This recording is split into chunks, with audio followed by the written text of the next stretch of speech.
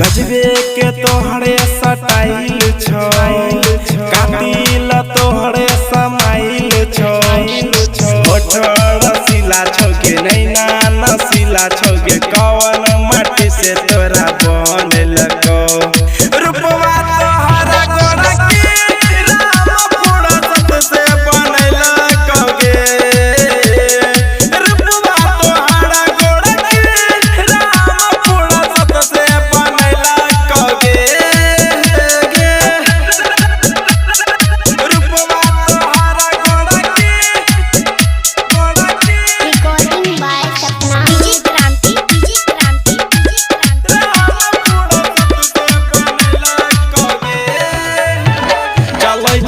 रहिया में ही पी निकाल के लागै छी गोड़ी तू सबसे बाबल गे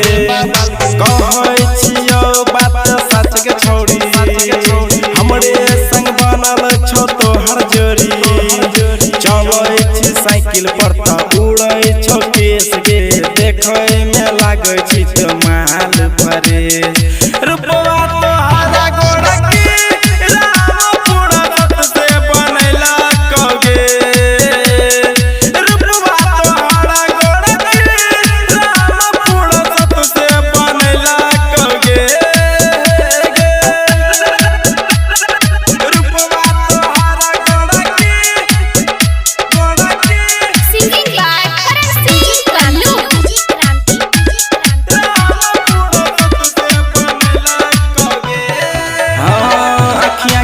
कजरा में तोरो छौका टारगे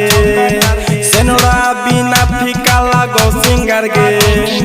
चढ़ल जवानी के नहीं करे घमंड छियो हम छोड़ा पूरा गाँव के दबंग कहै छो करण सिंह राइटर हंसराज गे बुझे